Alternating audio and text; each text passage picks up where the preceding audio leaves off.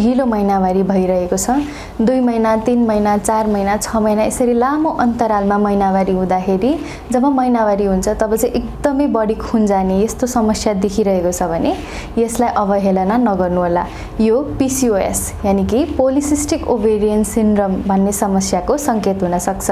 आजभोलिको जीवनशैली र खानपानको कारणले गर्दाखेरि एकदमै बढ्दो क्रममा देखिएको समस्या PCOS, यसमा केन्द्रित रहेर आज हामी चर्चा गर्नेछौँ। PCOS भन्ने समस्यामा हाम्रो डिम्बाशय वा ओभेरीमा चाहिँ ससानो फोलिकल्सहरू चाहिँ नबढिकन ओभुलेसन नभएको कारणले गर्दाखेरि त्यही मर्दछन्, जसको कारणले डिम्बाशयलाई वा ओभेरीमा चाहिँ सिस्टिक एपियरेन्स ससानो सिस्टहरू जम्मा भए चाहिँ देखिन्छ।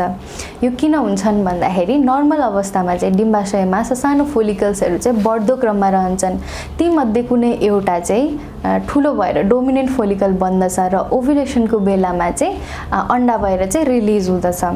तर PCOSमा के हुन्छ भन्दाखेरि एन्ड्रोजन हर्मोन बढी हुने कारणले गर्दाखेरि फोलिकल राम्ररी म्याच्योर हुन पाउँदैनन्, राम्ररी डेभलप हुन पाउँदैनन् र ओभुलेसन पनि नहुने भएको कारणले गर्दाखेरि हाम्रो डिम्बाशयमा जुन सानो फोलिकल्सहरू हुन्छन् तिनीहरू मरेर जान्छन् र हाम्रो ओभेरीलाई चाहिँ सिस्टिक एपियरेन्स दिँदछन्।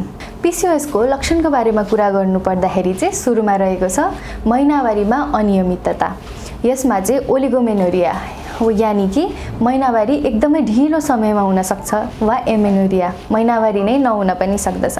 यो किन हुन्छ त भन्दाखेरि नर्मली महिनावारीमा चाहिँ सबै हर्मोनहरूको चाहिँ तालमेल एकदमै राम्ररी भइरहेको हुन्छ, तर PCOSमा चाहिँ इस्ट्रोजन हर्मोनको मात्रै आधिक्यता हुँदछ, प्रोजेस्टेरोनको चाहिँ अभाव हुँदछ, जसको कारणले गर्दाखेरि बिस्तारै बिस्तारै जुन युटेरसको मोटाइ हुँदछ त्यो बाक्लो हुन जति टाइम लाग्दछ त्यतिन्जेलसम्म चाहिँ महिनावारी हुँदैन। जब हाम्रो युटेरसको लाइनिङ एकदम बाक्लो भइसक्छ, ब्लड सप्लाईहरू मजाले पुग्दछ, तब मात्रै महिनावारी हुँदछ र महिनावारी हुँदाखेरि चाहिँ एकदमै बढी मात्रामा चाहिँ हामीले ब्लिडिङ देख्न सक्दछौँ। अर्को समस्या यसमा देखिने भनेको इन्फर्टिलिटी वा बच्चा कन्सिभ गर्न चाहिँ एकदमै गाह्रो हुने। यसमा चाहिँ ओभुलेसनको अभाव हुने भएको कारणले गर्दाखेरि चाहिँ बच्चा रहन चाहिँ अलिकति गाह्रो हुने देखिन्छ। अर्को नम्बरमा रहेको छ एन्ड्रोजन हर्मोन बढी हुन्छ।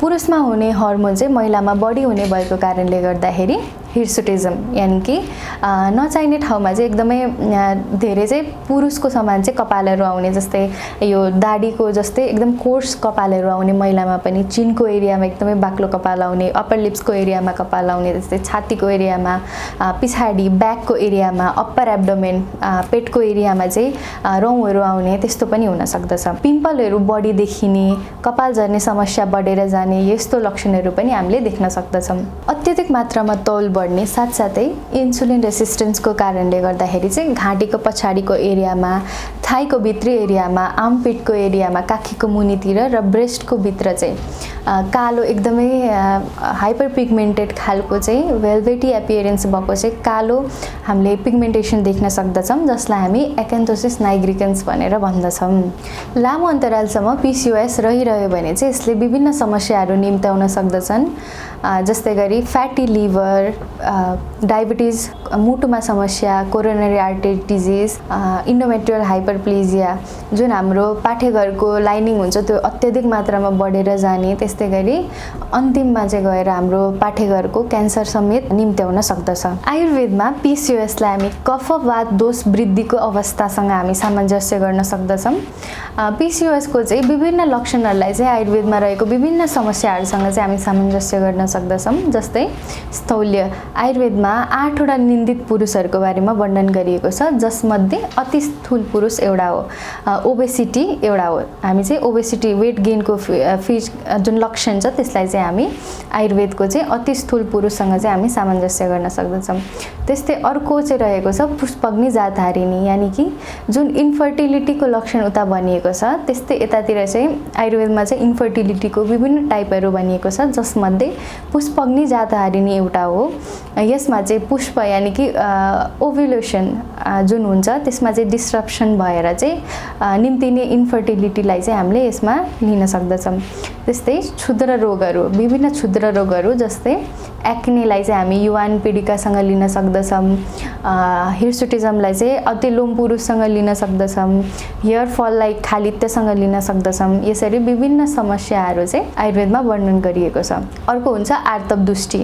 8वटा आर्तव दुष्टि वा जुन मेन्स्ट्रुअल ब्लडमा हुने चाहिँ विभिन्न लक्षणहरूको बारेमा चाहिँ आयुर्वेदमा विस्तृतमा वर्णन गरिएको छ। त्यसलाई पनि हामी सामञ्जस्य गर्न सक्दछौँ। आयुर्वेदमा यसको कारणको बारेमा जान्नु पर्दाखेरि चाहिँ कफ र वात बढेको जुन निदानहरू वा कारणहरू छन् त्यसलाई हामी लिन सक्दछौँ।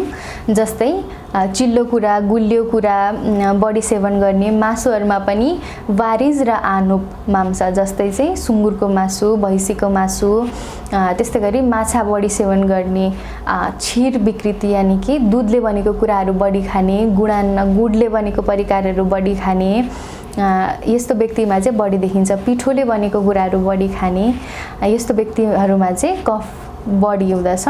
दिउँसो सुत्ने बानी छ भने, बढी कामहरू नगर्ने, चेष्टा द्वेषी हुनुहुन्छ भने सुखासन भन्नाले चाहिँ बढी काम नगर्ने, एउटै आसनमा चाहिँ बसिराख्ने, जस्तै चाहिँ सेडेन्टरी लाइफस्टाइलहरू आजकल जुन बढ्दै गएको छ यो कारणले गर्दाखेरि पनि हाम्रो कफ विकृत हुन सक्दछ। वातजमा चाहिँ बढी स्ट्रेस लिने अनि राति अबेरसम्म बस्ने, यो सबै कुराले गर्दाखेरि चाहिँ हाम्रो वात दोष बढाउँदछ। त्यस्तै गरी जङ्क फुडहरू, ड्राई कुराहरू चाहिँ बढी खाने, यो सबै कुराहरूले चाहिँ कफ र वातलाई चाहिँ सँगै बढाइरहेको हुन्छ, जसको कारणले गर्दाखेरि चाहिँ हाम्रो PCOS चाहिँ निम्तिन सक्दछ। यसको चिकित्साको बारेमा कुरा गर्नु पर्दाखेरि चाहिँ आयुर्वेदमा जे लक्षणहरू जुन समस्यासँग हामीले सामञ्जस्य गरिएको थियो त्यसको चिकित्सा हामीले गर्न सक्दछौँ।